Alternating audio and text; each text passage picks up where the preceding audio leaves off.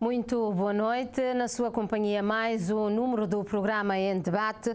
Hoje, com uma temática de foro social, vamos falar de abuso e exploração sexual de crianças em Cabo Verde e não só, e formas de prevenção e combate. Um tema que continua a suscitar muita preocupação e tristeza também na sociedade cabo-verdiana e também no mundo. Trata-se, pois já sabemos, de um fenómeno de amplitude mundial e que já foi considerado um problema de saúde pública e é também, sem dúvida, uma violação grave dos direitos da criança e um crime à luz da lei cabo-verdiana. Em março de 2021, eu trouxe para este espaço um debate sobre este mesmo tema. E o cenário era de que os casos de abuso sexual aumentaram no período de 2016 a 2019, com uma ligeira redução em 2020, isto segundo as estatísticas do ICA na altura. Nós vamos hoje tentar saber, em 2022, se os casos ou se as denúncias aumentaram ou não. Portanto, um ano depois trago de novo este debate. Vamos tentar saber nos últimos anos, pois sabemos que este tema nos últimos anos ganhou uma grande visibilidade social e continua, como eu já disse, a suscitar preocupação. Vamos aqui lançar um olhar sobre a realidade atual e falar de formas de prevenção e combate de abuso e exploração sexual de crianças, ver as melhorias que foram alcançadas, os desafios que ainda nós temos nos mais diversos domínios e ver como traçar políticas públicas que protegem efetivamente as nossas crianças dos abusos e exploração sexual. Para isso tenho aqui comigo representantes de algumas instituições que vão debater, analisar e dar esclarecimentos. Instituições que trabalham na prevenção e combate do fenómeno. E passo aqui a apresentar os nossos convidados. Eu tenho a doutora Livramento Silva, que é presidente do Instituto Cabo-Verdiano da Criança e do Adolescente, ICA. Muito boa noite, doutora Livramento. Boa noite. E tenho deste lado o doutor António Andrade, é Procurador-Geral da República. É Procurador da República, corrijo aqui, é Procurador da República. Muito boa noite, doutor António. Boa noite. E do meu lado esquerdo também tenho a doutora Lourença Tavares, que é Presidente da Associação Acrides. Mais uma vez, boa noite a todos e muito obrigada pela vossa presença e vossa disponibilidade. A todos eu pergunto que olhar é que lançam sobre a situação de abusos e exploração sexual de crianças em Cabo Verde. Eu começo com a doutora Livramento. Nós nunca conseguimos ser precisos, não é? A dizer se casos aumentaram ou não. Falamos mais em denúncias, não é? Porque estamos a falar de um crime em que, portanto, é difícil quantificar os casos, até porque, como já teve a oportunidade de dizer aqui, há muitas portas de entradas, né, das denúncias, mas pegando nos números que eu disse no início, portanto, no cenário de 2016 a 2019, comparando com 2022 agora, como é que estamos? 2022, aumentaram os casos, aumentaram as denúncias, o caso realmente, o fenómeno continua a suscitar a tal preocupação que eu disse? Muito boa noite, os telespectadores. Os números denunciados no ICA continuam a aumentar. Durante 2022, nós tivemos 218 casos denunciados, mas, como eu digo, são casos que foram denunciados no ICA através do telefone 800 1020, através de 132, através das delegações escolares, das delegações de saúde e através de pessoas também que chegaram no ICA que presencialmente denunciaram esses casos. E, efetivamente, isto nos preocupa de uma forma porque um caso já é preocupante. Agora, 218 em Cabo Verde é muito. Mas nossa preocupação é que são casos denunciados, quer dizer que agora as pessoas já se sintam sensibilizadas, todas as pessoas querem denunciar. Antigamente achavam que é um tabu. Eu penso que o abuso sexual deixou de ser tabu em Cabo Verde, as pessoas já falam sobre isso, já querem contribuir para que isso diminua. Temos várias associações que trabalham nessa luta, o ICA também trabalha nessa luta.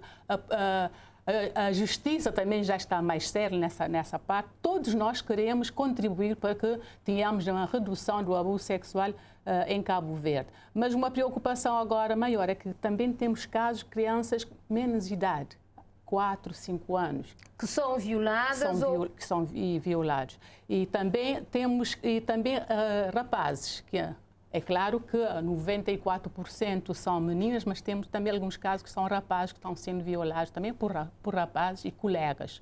Crianças sendo violadas por crianças. É uma situação bastante preocupante que eu acredito que nós todos temos que lutar, porque vamos conseguir, mas é com muito trabalho e com muita sensibilização. Isto porque também muitas vezes as famílias incentivam os filhos a sofrerem abuso sexual, porque é a vulnerabilidade.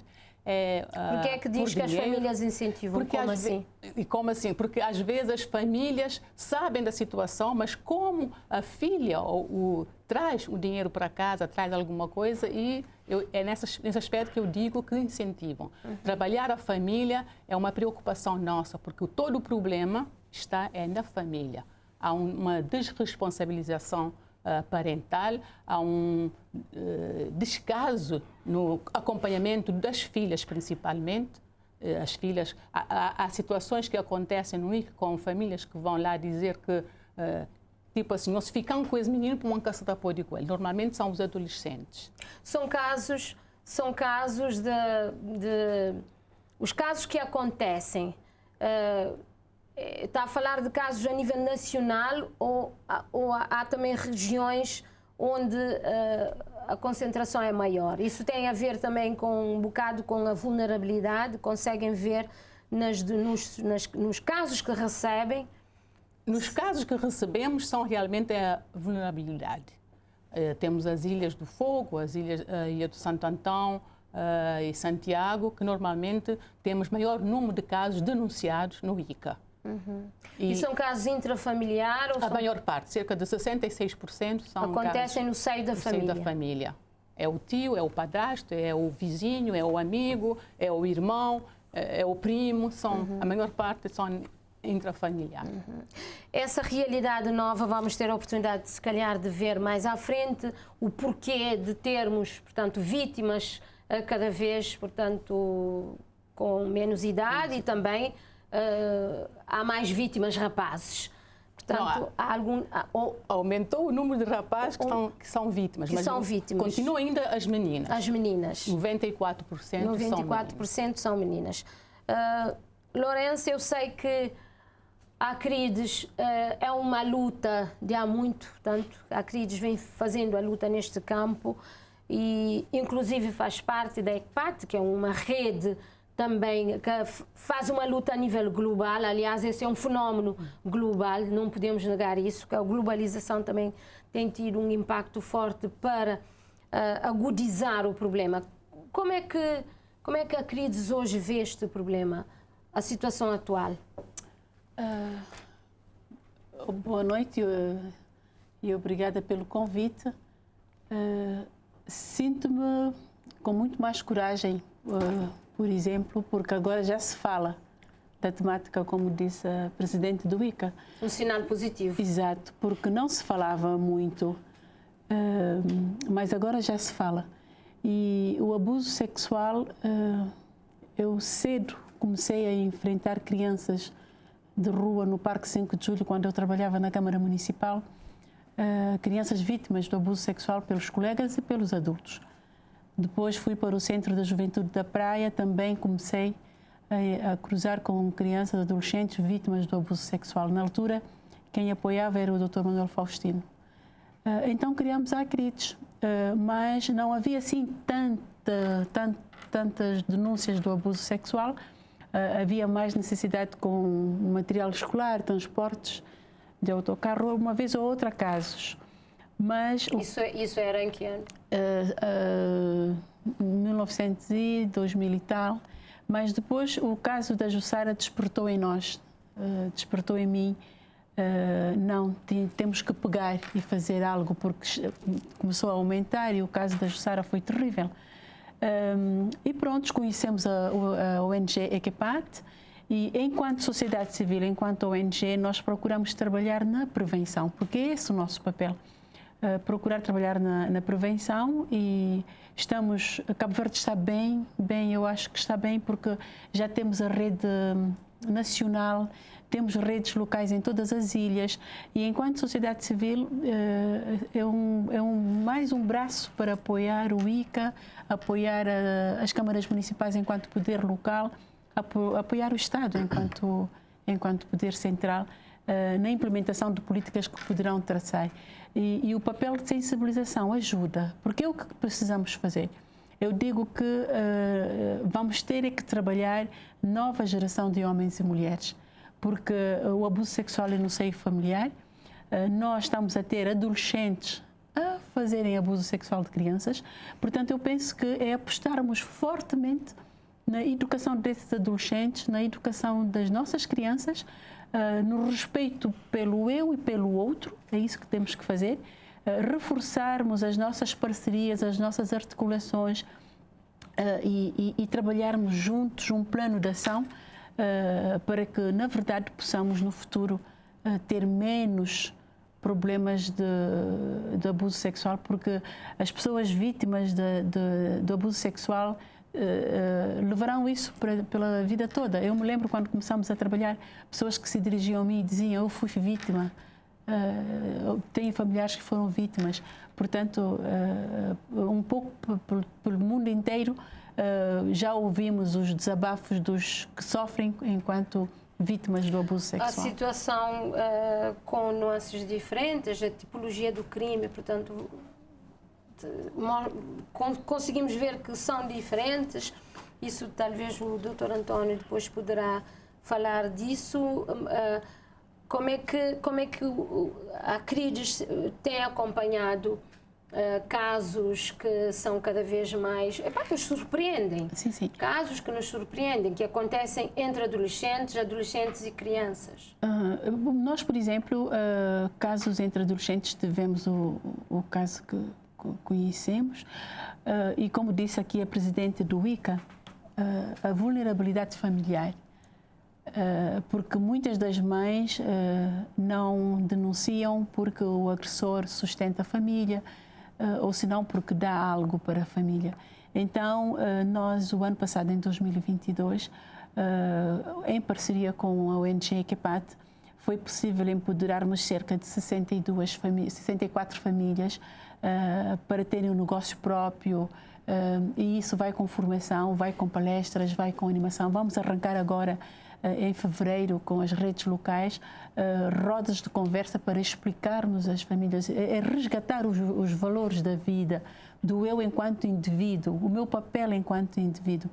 E queremos apostar fortemente nas famílias, sim, mas queremos apostar fortemente nos adolescentes e nas crianças, na perspectiva de ajudar a desenvolver a competência de saber ser, estar e agir, o respeito por mim e pelo outro.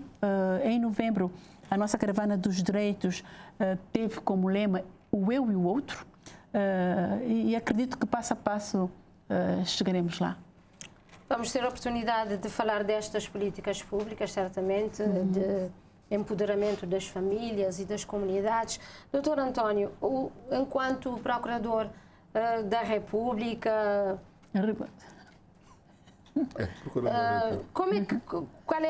que olhar é que lança sobre esta situação atualmente em Cabo Verde?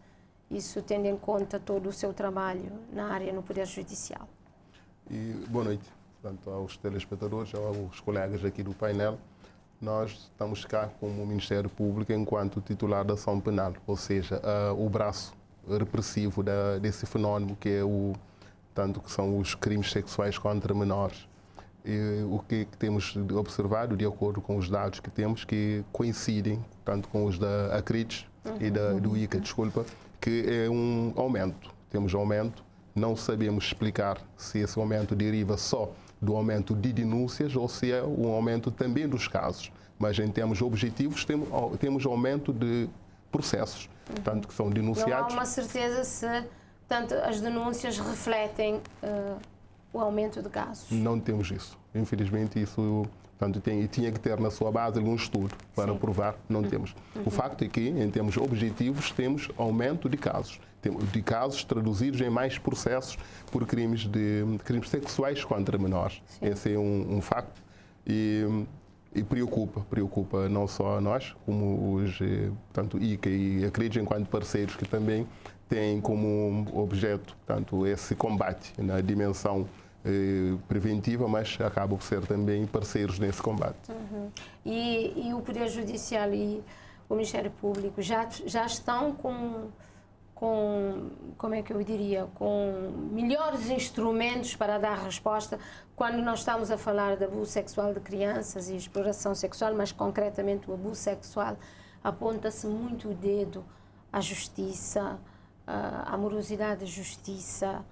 E o que é que o Dr. António poderá nos dizer? Eu sei que já temos ganhos com o ECA, com o novo Código de Processo Penal. Isto, em termos práticos, o que é que isso, em termos de falar em mais-valia nos julgamentos ou no trabalho dos processos? Portanto, as novidades que temos, portanto, é a reforma do Código de Processo Penal de 2021, também a reforma do Código Penal, portanto, foi trabalhado os tipos legais, os crimes, em 2021. Portanto, estamos com cerca de 2 anos sobre a última revisão e ainda não há estudos para demonstrar qual é o impacto dessa reforma, mas falamos sempre em perspectivas ou percepção, o que é que sentimos, mas sem nada objetivo em termos de estudo. Depois, o ECA já completa esse ano, portanto, em dezembro, 26 de dezembro. O ECA é de 2013. Sim, completa 10 anos nesse ano. E até já há um projeto de revisão do ECA. Portanto, o ECA já não é novidade e ECA mais para o Ministério Público trabalha mais da componente dos processos tutelares cíveis, não nos crimes sexuais em concreto, porque o crime sexual é um fenómeno criminoso que é trabalhado, portanto, no âmbito do direito penal e do direito processual penal. E a única novidade que foi, portanto, observada é a reforma do Código Penal e a reforma do Código de Processo Penal, ambos ocorridos em 2021. E essa reforma, o que é que aconteceu? Houve uma harmonização de normas, segundo eu sei, não é? E o que é mais é que, em concreto, essa revisão trouxe quando vocês estão a analisar esse tipo de crime? Em concreto, para o direito processual, houve uma grande novidade que interessa diretamente ao tema em tela, que são os crimes sexuais contra menores, que é a criação de um estatuto de vítima. Portanto, foi introduzido um estatuto da vítima e que dentro desse estatuto criou-se um capítulo especial sobre o estatuto da vítima especialmente vulnerável, onde as vítimas do crime sexual acabam por, tanto, abranger essa definição de vítimas especialmente vulneráveis. E, portanto, essa é a grande novidade do ponto de vista do processo penal. No direito penal, concretamente, criou-se novos tipos legais, nomeadamente o crime de atentado ao pudor, também trouxe o 16, ou alguns dizem 16, que é um novo crime que foi trazido à nossa ordem jurídica, e também em termos da moldura penal dos crimes anteriormente existentes, o abuso, a agressão sexual e exibicionismo, os crimes. Portanto, houve um agravamento, do modo geral, agravamento das molduras penais abstratas, ou seja, portanto, as penas aumentaram. E também no capítulo referente à agravação e, portanto, as circunstâncias que agravam, introduziu-se alguma alteração, nomeadamente quando da relação que a vítima tem com o agressor ou da consequência do crime, concretamente da gravidez ou tentativa de suicídio. Portanto, ali agravou-se essas condutas. O agravamento do crime aconteceu muito. Quais são as penas quando a pessoa é Cada tipo legal tem a sua pena. O que a característica geral é que sempre quando a vítima for, portanto, uma pessoa com idade inferior aos 16 anos, houve um agravamento substancial das penas. Mas até quantos anos? Cada crime tem a sua pena em concreto. Temos crimes cujas penas vão até 16 anos, por exemplo. Aponta-se muito o dedo à morosidade, acho que é um ponto que nós depois podemos pegar mais à frente. Doutora Livramento, por exemplo, em 2020 houve uma ligeira redução, não é? 2019, aumento. 16-19, aumento. 2020, uma ligeira redução. Depois um aumento de 2021 a 2022. Conseguiram saber porque é que houve essa ligeira redução? Eu sei que o ICA até algum tempo atrás não conseguia fazer o cruzamento de dados. Não sei se agora já tem montado algum sistema que lhe permite cruzar os dados com os dados das outras instituições, isso tendo em conta que há outros canais onde são feitas as denúncias, como a Comissão de Direitos Humanos, a Polícia, para terem dados mais reais. Até das delegações escolares, da saúde. Sim. Mas nós estamos a montar um sistema de gestão dos casos denunciados. Vamos fazer a parte dentro do ICA, mas a todas as ilhas, e depois vamos juntar com as outras instituições para termos uma única fonte de informação de dados, para termos um único lugar onde ter os casos em concreto, pelo menos os casos denunciados. É claro que cada instituição irá ter algumas partes que não podem aceder, mas de acordo com as decisões, é claro que o Ministério da Justiça tem alguns dados que não pode disponibilizar, mas todos nós vamos ter o mesmo dado relacionado com os casos denunciados. Em relação a 2020, com aquela pequena redução, mas que aumentou, porque em 2021 tivemos 195 casos e agora em 2022 tivemos 218, houve esse aumento. Talvez por causa da Covid, que nós esperávamos que ia ter mais, porque como os crimes sexuais acontecem a maior parte das vezes no seio familiar, esperávamos ter mais, mas infelizmente teve menos casos denunciados, mas talvez porque a família estava toda reunida, não havia o espaço, isto é a suposição, não temos nenhum dado para comprovar isso, mas não houve o espaço da criança estar sozinha, porque até houve confinamento. Oportunidades. Não houve oportunidades, talvez seja isso. Mas agora esse aumento, a cada dia aumenta, e ilhas que sempre tiveram aumento, continuam a ter aumento. Como a Ilha do Fogo, Santiago e Santo Antão. E eu sei que cobram-se muito ao ICA quando a justiça não é célere. Como é que o ICA tem acompanhado essa evolução dos casos quando estão na barra da justiça, por exemplo? E como é que vê as melhorias que têm acontecido no encaminhamento das vítimas? Até podemos também aqui falar do fluxo de atendimento, como é que isso tem funcionado, já que também fala-se muito nas falhas, porque não há essa tal articulação entre as instituições. Bom, o sistema é o seguinte: quando o ICA recebe uma denúncia de um caso de violação sexual, imediatamente sabe da localização, procura saber a localização correta, vai até lá para fazer a averiguação. E de imediato comunica ao Ministério Público. Mas, no entanto, acompanha a criança, a família, para saber se há necessidade de ir imediatamente ao hospital, à Delegacia de Saúde, faz esse encaminhamento à Delegacia de Saúde, mas a comunicação ao Ministério Público tem que ser no momento urgente para que o Ministério Público faça a sua parte, que é a parte de investigação de todo o processo. E o ICA fica com a criança. E se há necessidade da criança ser separada do agressor, quando é um familiar próximo, se há necessidade, se a família concordar, porque muitas vezes a família não quer que a criança saia da casa, mas nós aconselhamos que é bom para a sua proteção, para a sua segurança, é melhor neste caso ir para um centro ou um outro lugar, a proteção de um outro familiar para que não fique nessa casa. Fazemos isso também, porque o EC nos permite isso. Mas temos que ter a autorização do Ministério Público. Mas há muitas pessoas que acham que, nesse caso concreto, temos a vítima, que é a criança que está a sofrer, e temos o agressor, que muitas vezes fica fora, pelo menos ainda enquanto a justiça está a funcionar. Quase que é uma dupla agressão também, tirar a criança do seu seio familiar e colocar a criança numa instituição enquanto que o agressor continua no seu habitat, na sua comunidade.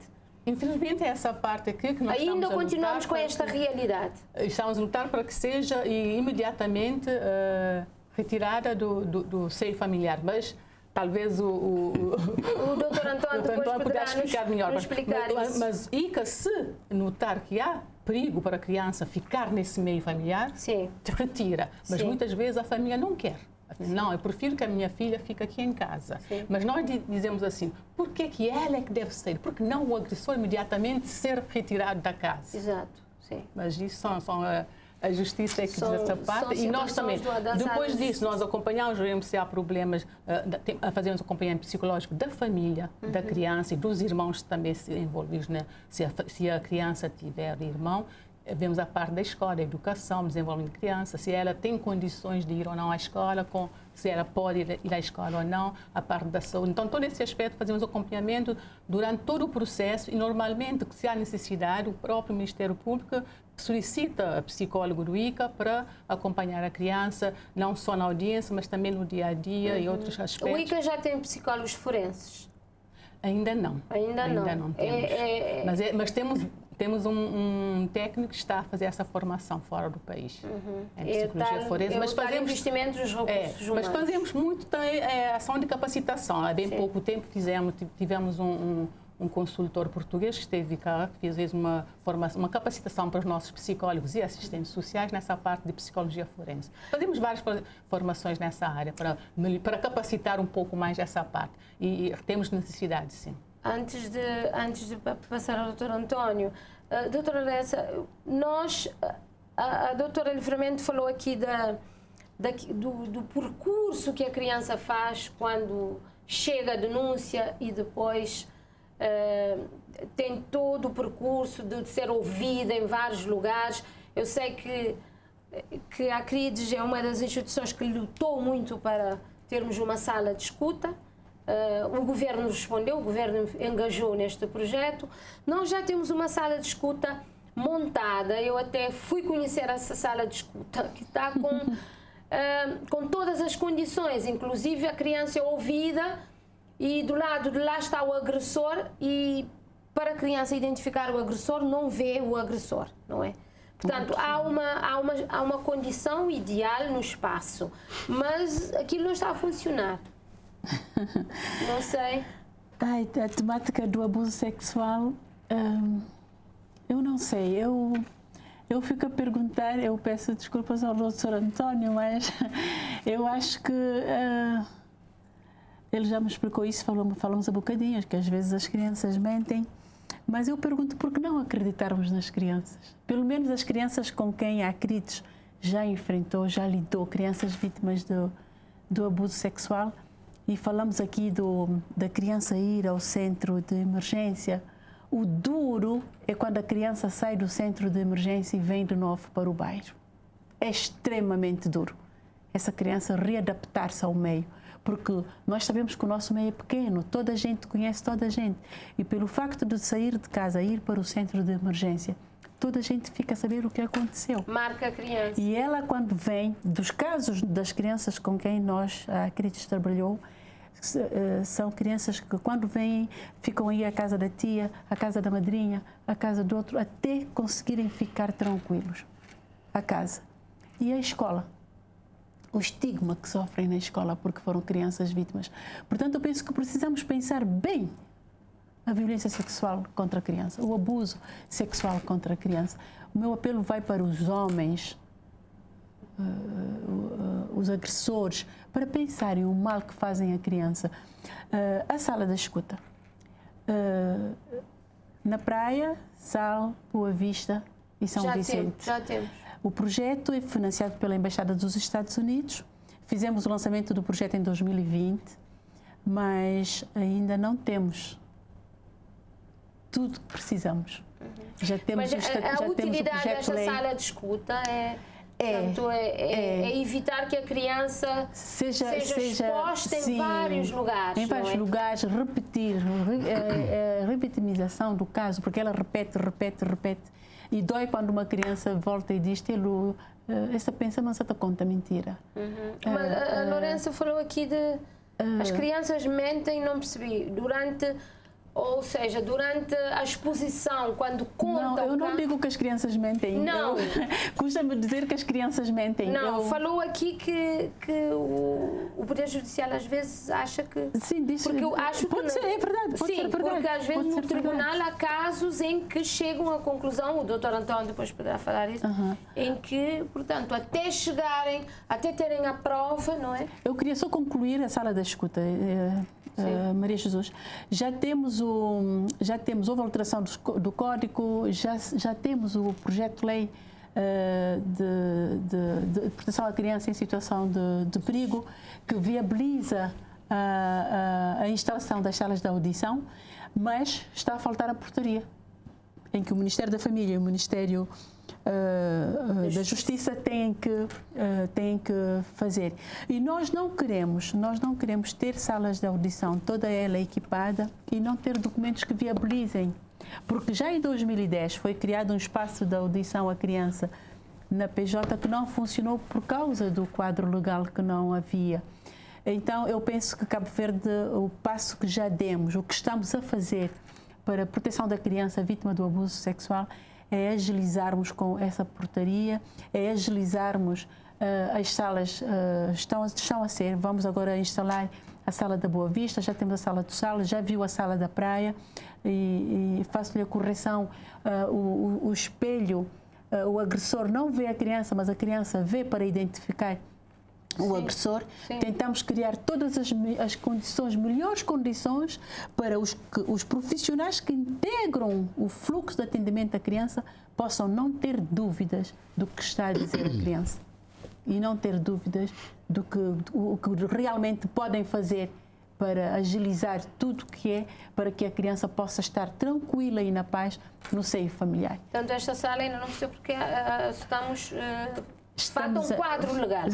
Já está, o quadro legal já está, falta agora a portaria e iremos a parte mais fácil, mas o projeto irá terminar, fechar agora em finais de março, porque iniciamos em 2020, já estamos em 2023, temos prazo para fechar. Houve várias prorrogações para vermos se é possível termos tudo, mas acreditamos que iremos fazer o fecho do projeto com as salas de audição, todas elas equipadas, prontas para serem utilizadas pelos profissionais que integram o fluxo de atendimento à criança. Queremos, na verdade, salas de audição que permitam uma justiça amiga, adaptada e humanizada à criança.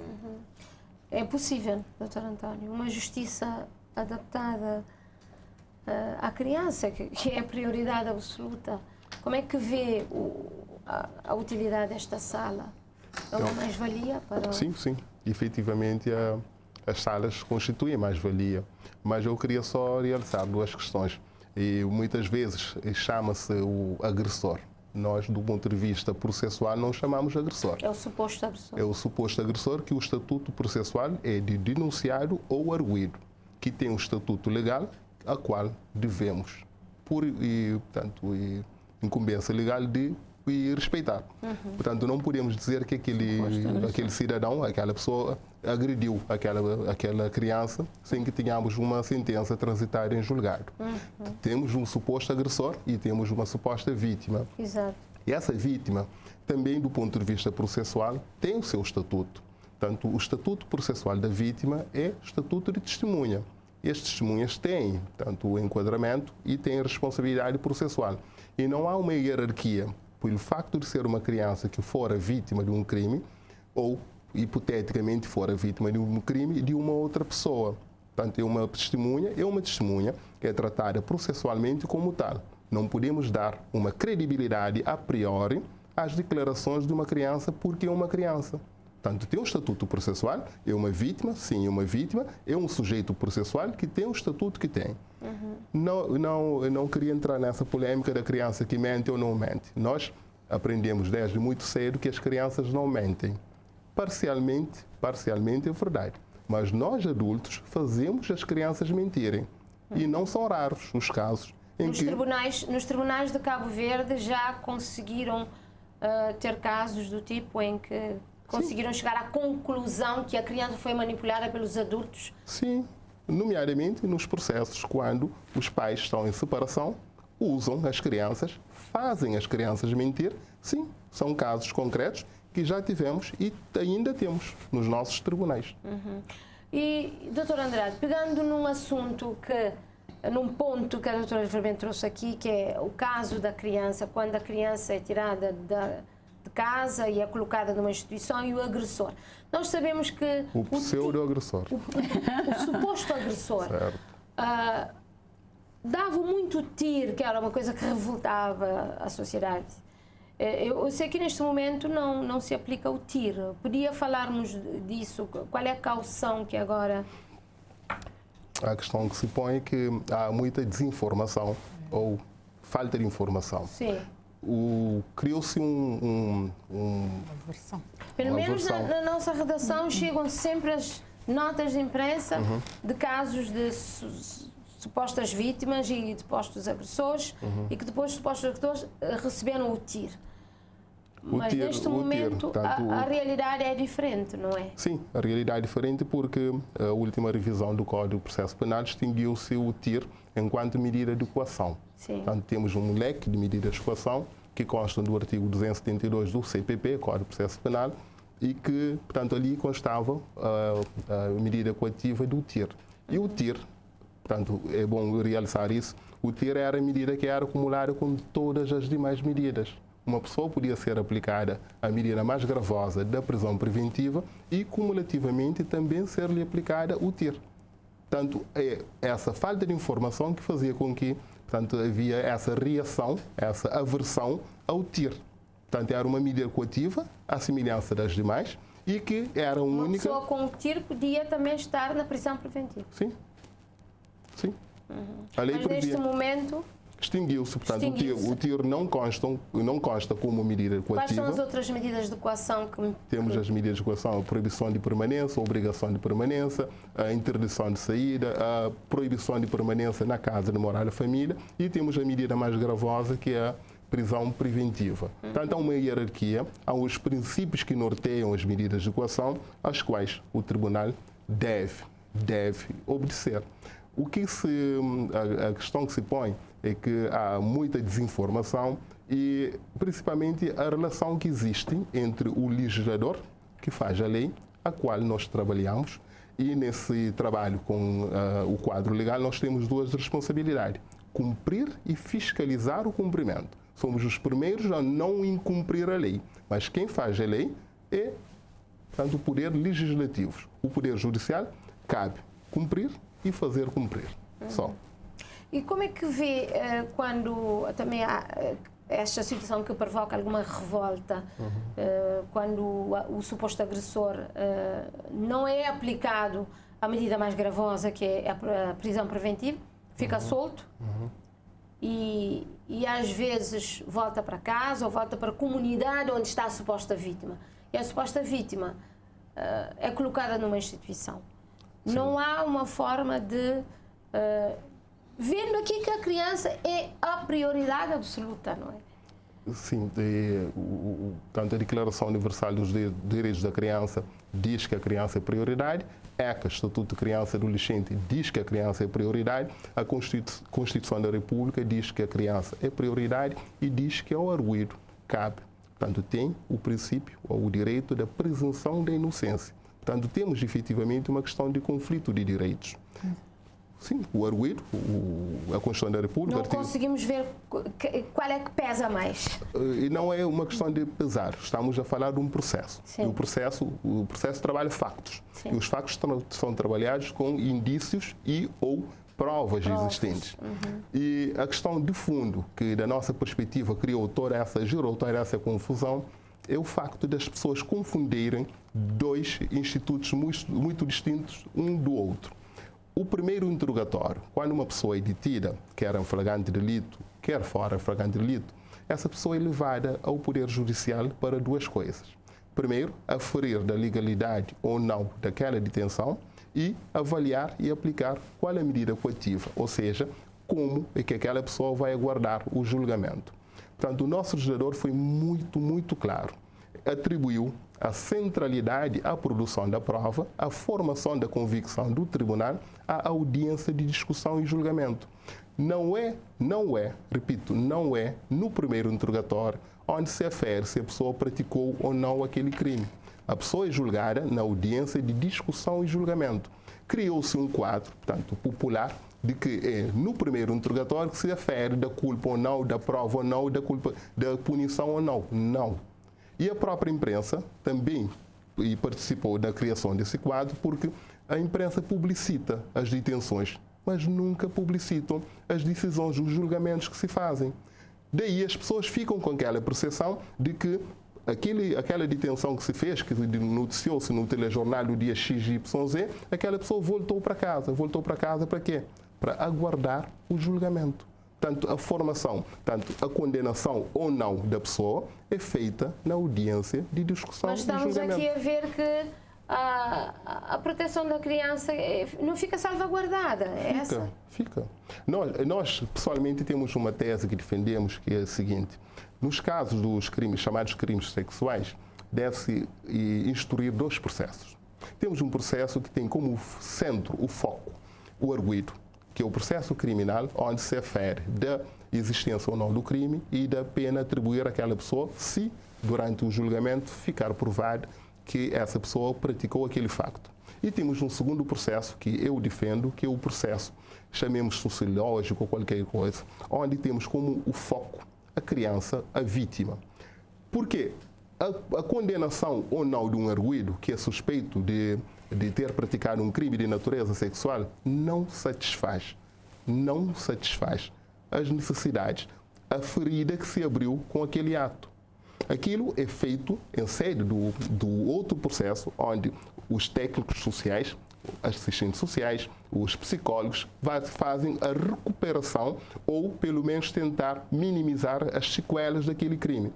As pessoas pensam que aplicar uma pena, condenar um arguido que praticou um crime de natureza sexual, satisfaz. Não. Continuamos com aquela vítima, com aquela sequela do crime. Por isso, essa tese é uma tese que eu defendo, que acho que tem algumas pernas para andar. Porque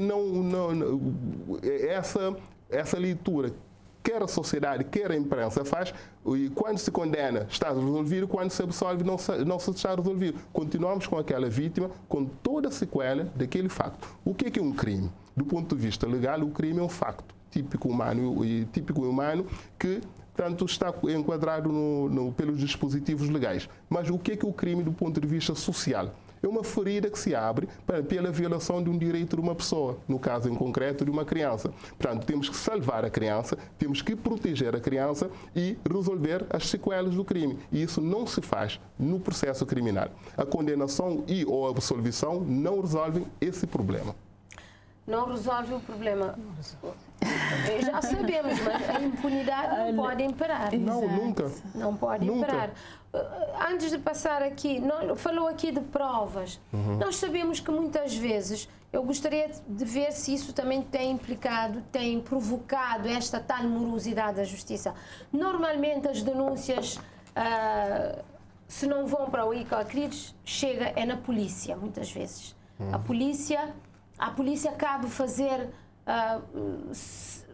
parece-me que é o auto do processo, não é? Escreve, descreve e manda. E muitas vezes como é que isso funciona no tribunal?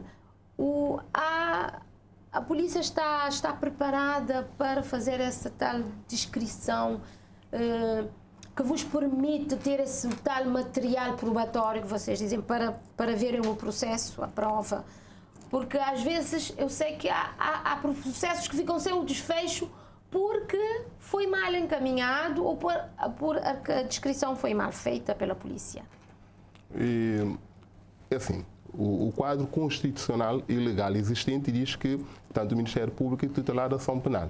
Portanto, qualquer notícia do crime, quando falamos de notícia de crime, falamos da queixa, da denúncia ou da participação. Ela é dirigida ao Ministério Público, quer diretamente, quer indiretamente. E muitas vezes, nos casos dos crimes sexuais, temos esses intermediários que são a ICA, a CRIDS, a PJ ou a Polícia Nacional. Mas o destinatário da notícia do crime é o Ministério Público. Ministério Público.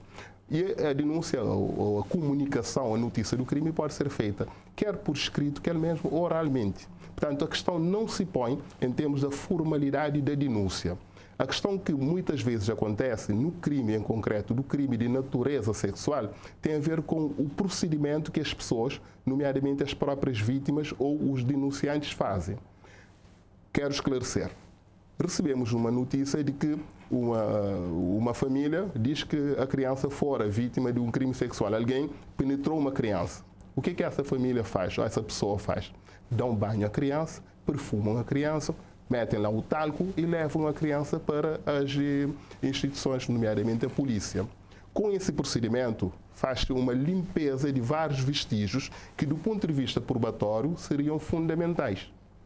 Outro caso que acontece também é a morosidade em levar, portanto, essas vítimas para as instituições que têm essa competência de fazer chegar o caso ao Ministério Público. Mas, corrijo, não tem nada a ver com a natureza ou a forma ou o procedimento do registro. Como é feita a comunicação? Não, a comunicação pode ser, inclusive, verbal.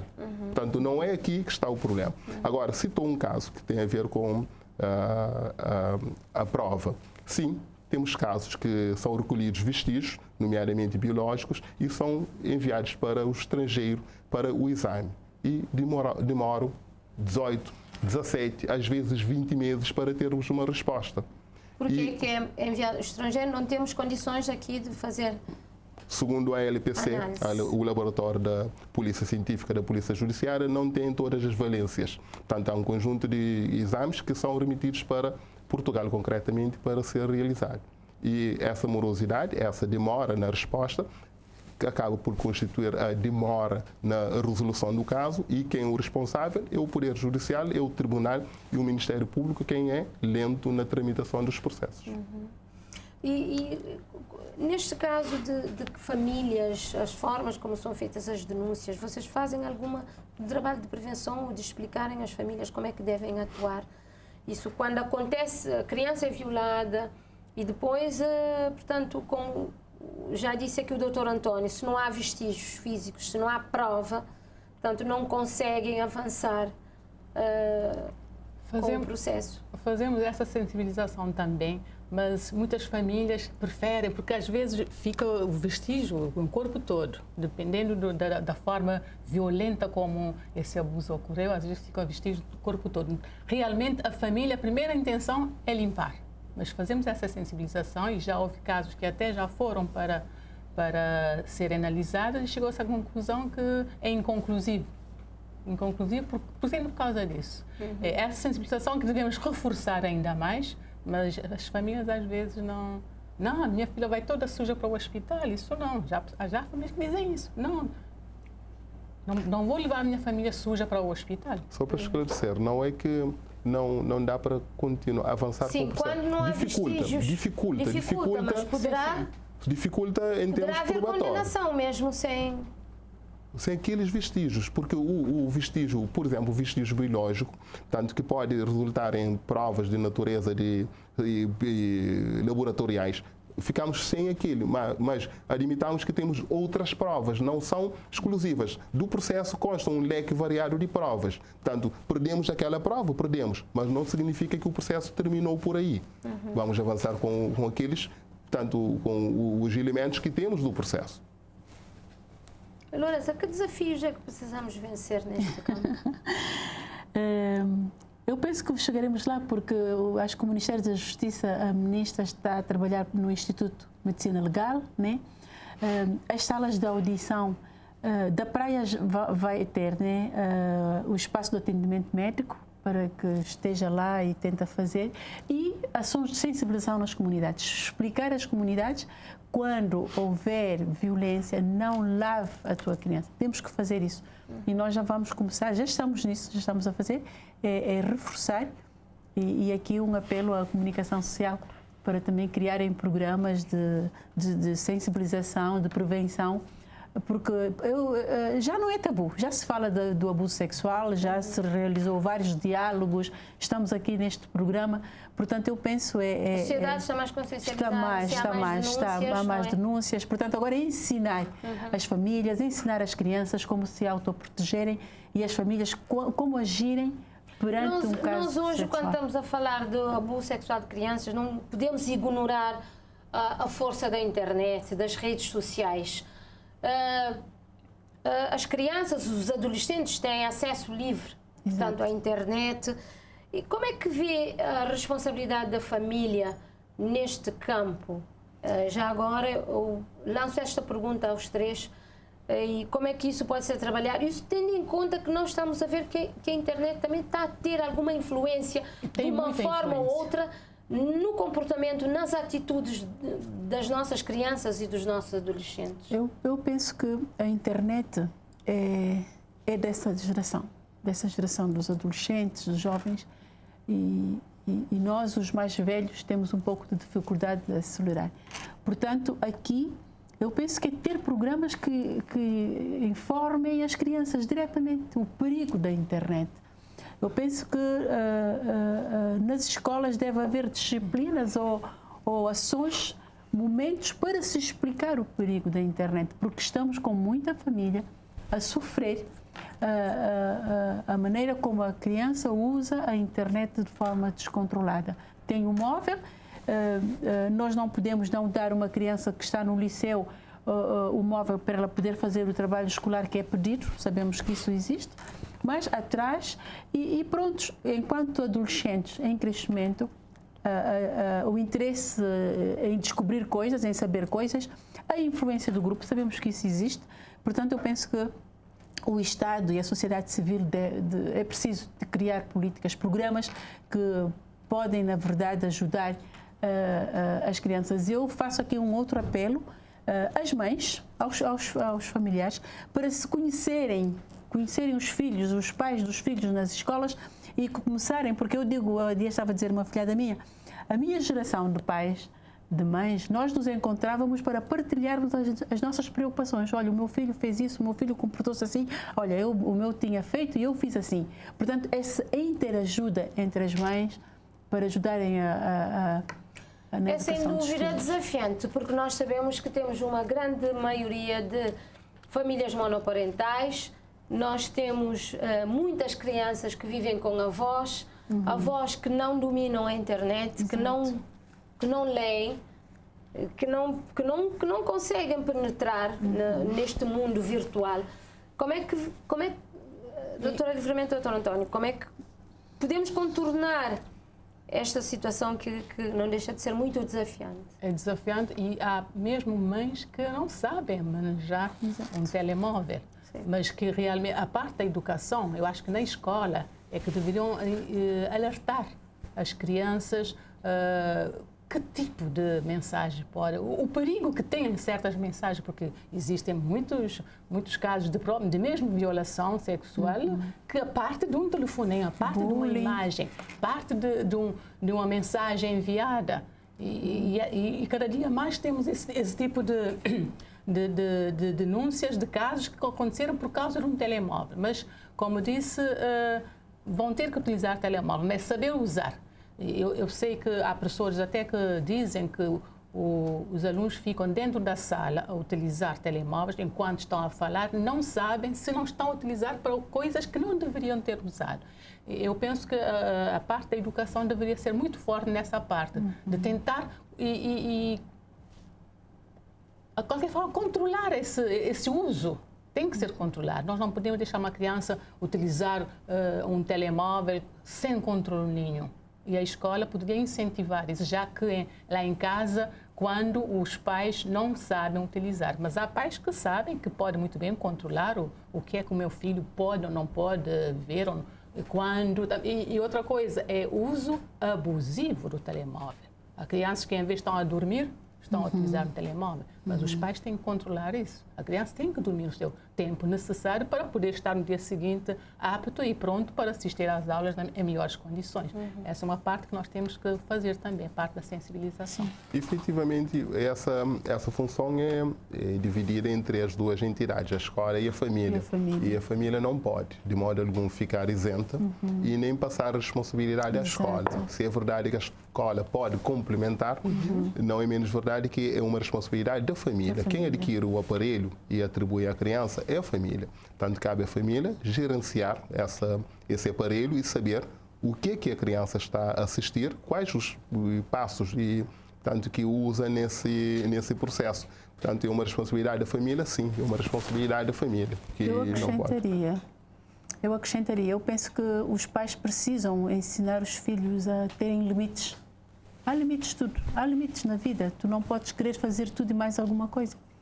Há limites e é a família, a primeira responsável, porque ela está com a criança em casa.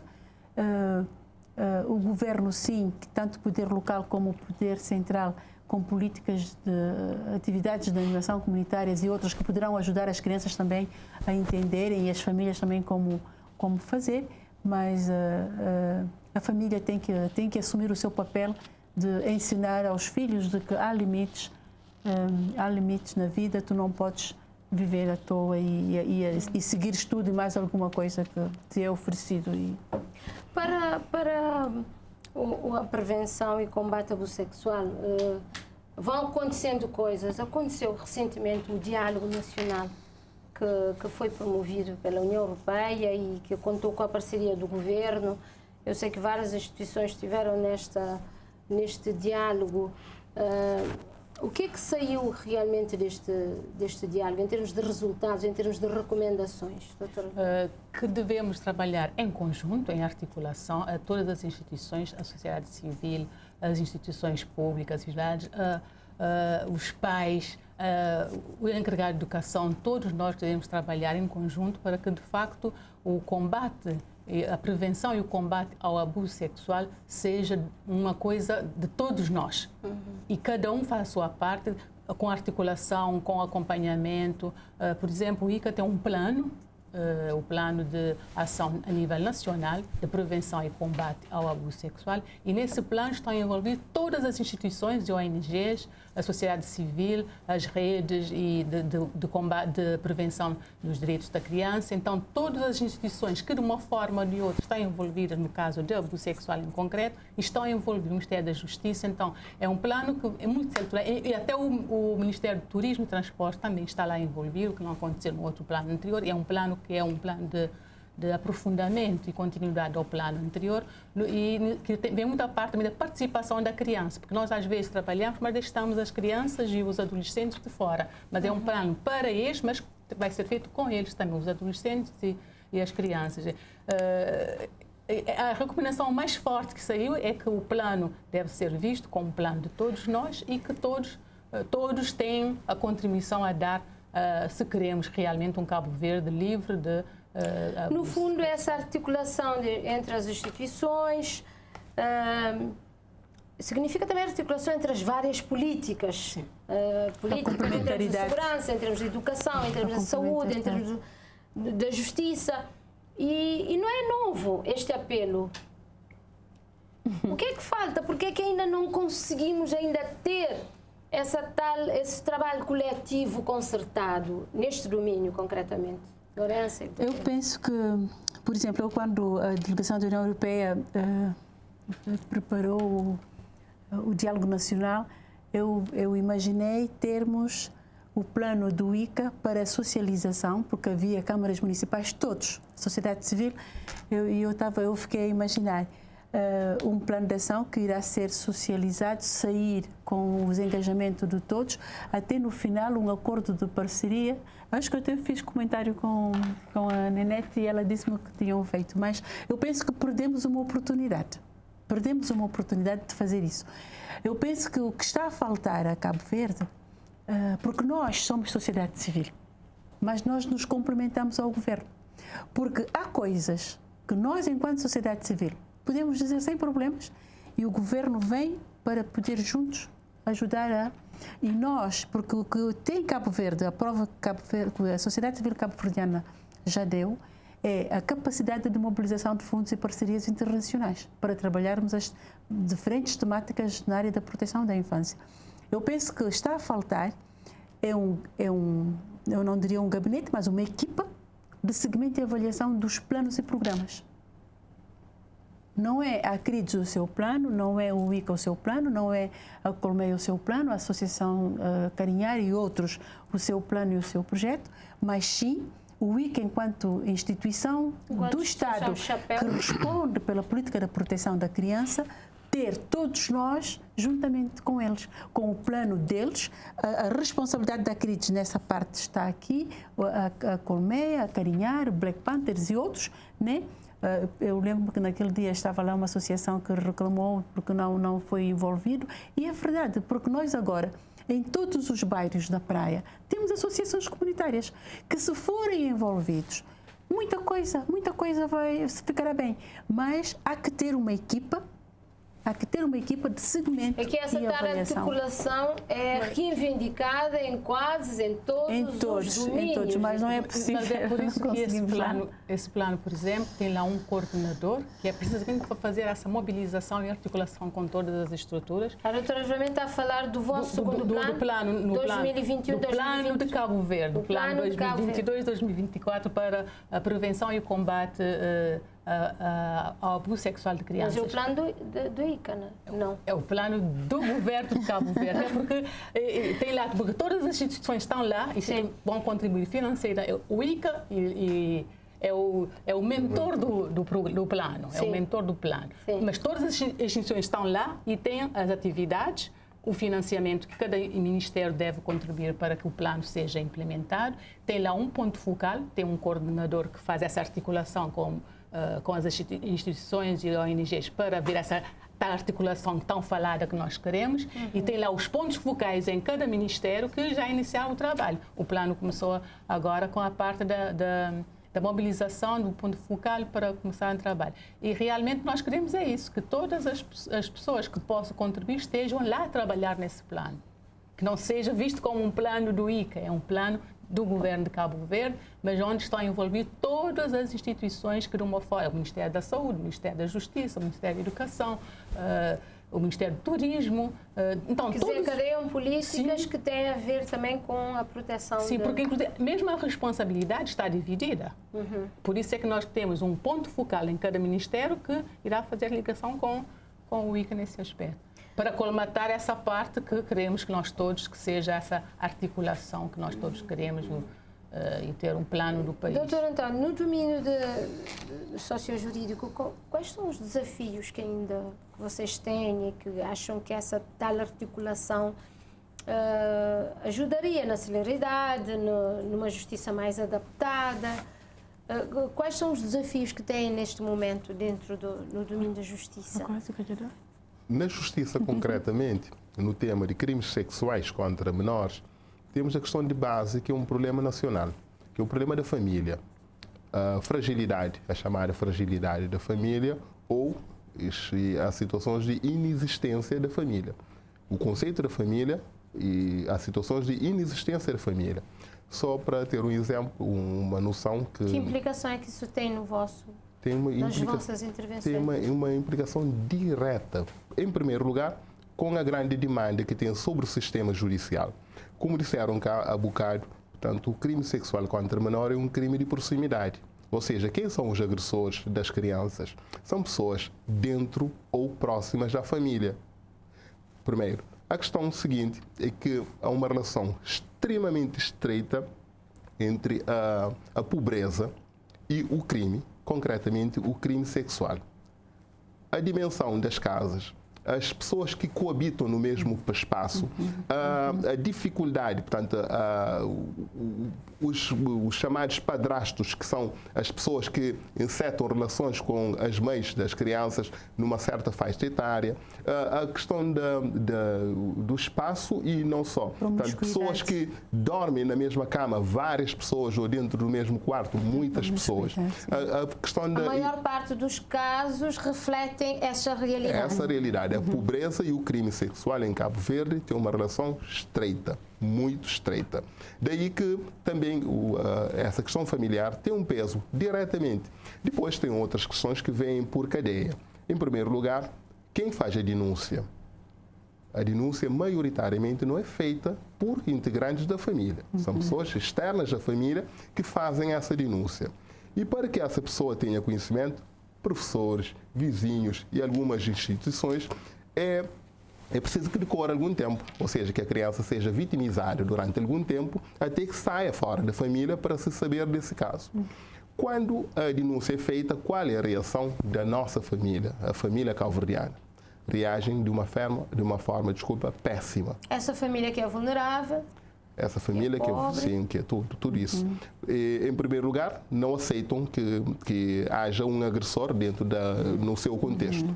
Não aceitam. Quando admitem a existência dessa pessoa e reagem todos contra a criança que, na perspectiva familiar, foi a causa, foi ela que propiciou. É por isso que muitas denúncias, muitas vítimas denunciam já adultos. Também. Vão vivendo em silêncio também, porque ninguém acredita na... Também. E também, não são raros os casos em que, quando uma pessoa da família sente a coragem ou faz a denúncia, todos, repito, todos os demais ficam de costas voltadas para essa pessoa que fez a denúncia. Portanto, essa é a nossa realidade, esse é o nosso Cabo Verde. Portanto, o apontar do dedo às instituições, o apontar do dedo à falta de articulação, pode. A articulação entre as instituições pode, sim, tem a sua cota parte e pode ajudar. Mas se a família não for trabalhada, se a família não consciencializar da sua responsabilidade, nada é feito. Você começa um processo com uma notícia de um crime, queixa, denúncia, uma participação. No final do processo, você está sozinho, o Ministério Público está sozinho de um lado e todos os demais do outro lado da barricada. Inclusive aponta-se também muitas vezes dar dedo aos magistrados, aos juízes, que muitas vezes mostram não ter sensibilidade perante casos. Não percebi, desculpa essa parte. Não, estou a dizer que dentro de casos de crimes sexuais, muitas vezes, a forma como o processo às vezes decorre, aponta-se também muitas vezes o dedo aos magistrados ou os juízes que... A tramitação processual está descrita no Código. Não há, inclusive, o princípio do juiz natural. Não há uma seleção ou atribuição a um determinado processo a um juiz. Por isso não vejo qual é a forma como o processo é tramitado. O processo é uma tramitação que está regulada no Código. Portanto, essa tramitação é fiscalizada, não só pelo advogado, que está do outro lado, como pelo Ministério Público, que também, no exercício da sua função de fiscalizador, tanto fiscaliza se o direito, a lei está sendo seguida ou aplicada. Por isso não vejo a forma como o processo é tramitado. O processo é tramitado de acordo com os dispositivos legais existentes. Tocou aqui num ponto essencial, que é a família. Portanto, um fator que, a pobreza da família, a falta de preparação, a família sem alicerce. Portanto, a gente não pensava isso que ia desembocar nos processos, no trabalho dos tribunais. Portanto, isso significa que há políticas que precisam ser cumpridas para que tenhamos famílias, porque eu acho que há muitas políticas viradas para as famílias. O que é que dizem sobre isso? Algumas políticas, mas precisamos reforçar essas políticas. Por exemplo, temos o rendimento social de inclusão, que as famílias estão recebendo isso, o salário no final do mês. Temos também a parte da educação, que as o programa educativo, o programa preventivo de educação. Enquanto instituições, vocês têm isso no vosso plano? Ou estão a ver algum trabalho forte de prevenção da nova geração? A Lourença trouxe aqui o problema dos valores, do resgate dos valores. A própria responsabilização da família. Da família. A família, às vezes, não sai para trabalhar, deixa a criança o dia todo nas escolas, lá em casa. Por isso também que nós estamos a aumentar o número dos centros de dia, no sentido de fazer com que essas crianças que ficam o tempo todo em casa sem ninguém, possam ficar nos centros de dia, pelo menos enquanto a mãe trabalha, as crianças estão no centro com alguma proteção. Estão a aumentar ou já aumentaram? Estamos a aumentar. Estamos a aumentar e a intenção é aumentar cada dia mais centros para fazer com que essas crianças, no tempo contrário às escolas, estejam no centro onde possam também, para além de estudar e também aprender os valores que nós estamos a falar, a entender as coisas, melhorar o seu entendimento em termos do próprio abuso sexual. Mas o outro problema é que a própria sociedade, a família, parece que já está a naturalizar o abuso sexual. E isso é muito grave. Por que é que diz isso? Porque às vezes as pessoas acham que não é nada, quando não denunciam, quando acham que a criança, já um adolescente já pode iniciar o ato sexual. Então são coisas que acontecem no dia que muitas vezes acham que já está na fase. Quando vês lá uma criança de 16 anos, já é uma pessoa já que pode. Naturaliza. Infelizmente existe essa tendência a naturalizar e há outros casos que naturalizam mesmo o abuso sexual. Isso também atrapalha um pouco a nossa atuação. Acha que há algum peso cultural nisso? Quer dizer, Lourença, alegando que é cultural e acabam por naturalizar o que não deve ser e nem deve ser. Eu penso que a educação, nós neste momento, no âmbito do projeto Justiça Amiga, temos como sensibilização e prevenção um fator forte do projeto. E nós, em parceria convidamos a ACI para criarmos um programa de televisão para poder permitir abrangência a nível nacional, mas um programa que leva a reflexão, tanto da família que tem a criança vítima e que não denuncia, que se denunciar depois a criança vai em casa e diz à criança não diga, não conte, deturpa tudo. Este programa tem a participação das pessoas que foram vítimas, dos psicólogos que dão orientações de sinais que as famílias poderão ver. Eu acho que o Dr. António também participou. Vamos ter participação de crianças e outras pessoas na perspectiva da sensibilização. É um programa duro, porque as vítimas contam o que viveram. Faz mal, mas também para tomada de consciência. E eu penso que os próximos passos a darmos é educarmos as nossas crianças e adolescentes, futura geração de homens e mulheres. E é uma responsabilidade que cabe a todos. A família, ao Estado, à escola. De todos. A própria criança, para ela saber que ela é criança, ela vai crescer, ela vai ser adulta.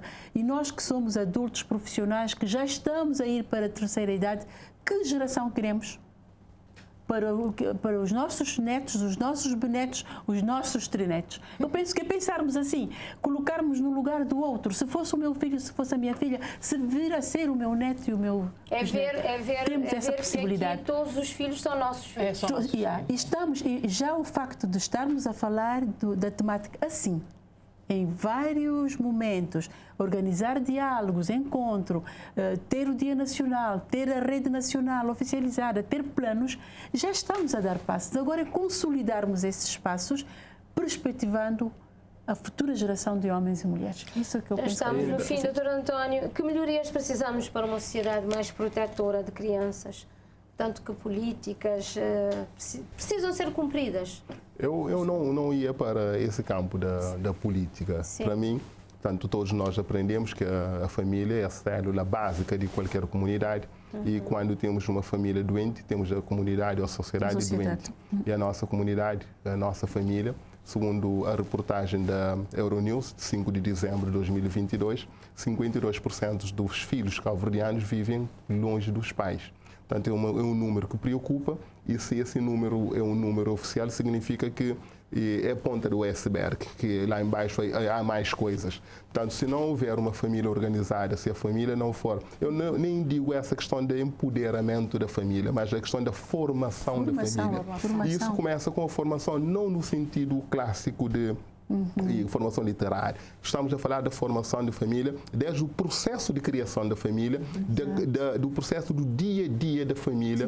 Tanto aqui é um conjunto de situações. A nova geração tem que saber o que é uma família, quando é que se pode criar uma família. A responsabilidade individual. A criação da família é o ponto-chave disso. Porque não raras vezes dessas relações, ainda na adolescência, surgem crianças, surgem filhos. E esses filhos, não há uma constituição, essa família não continua. São coisas muito esporádicas, mas é uma vida que se criou. E essa vida vai continuar por décadas.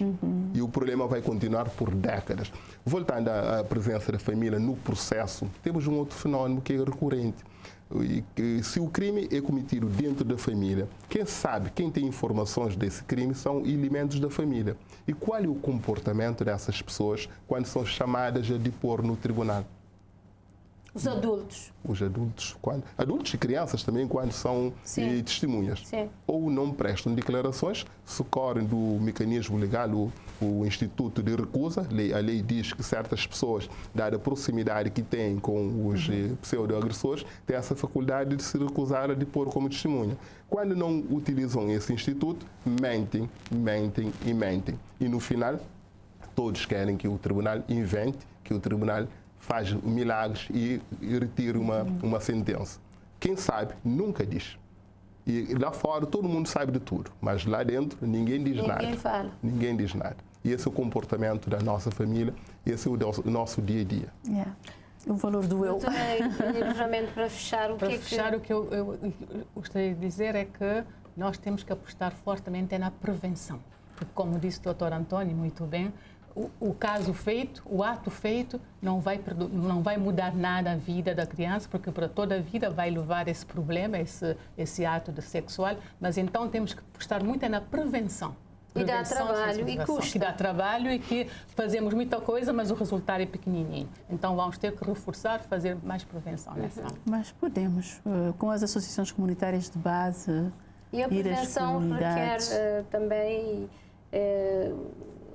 requer investimentos, requer dinheiro. Requer inclusive a parte da família. A própria capacitação, conversa, formação da família já também faz parte daquela prevenção. Requer outra coisa, requer o querer.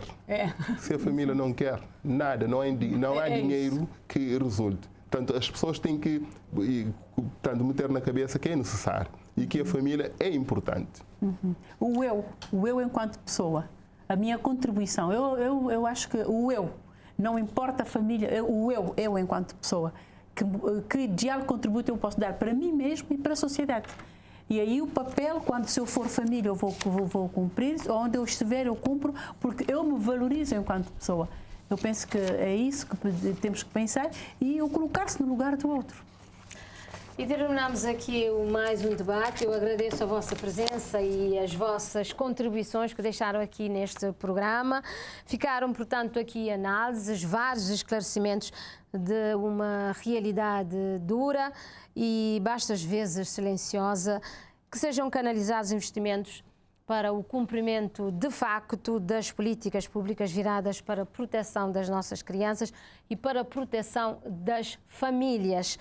Só assim podemos dizer que a criança é prioridade absoluta e está claro que prevenir e proteger a criança do abuso e exploração sexual é dever e responsabilidade da família, da escola, dos vizinhos, dos profissionais da saúde, portanto, do Estado e de toda a sociedade. E foi assim mais um debate. Eu espero estar aqui de novo daqui a 15 dias. Continuação de uma muito boa noite.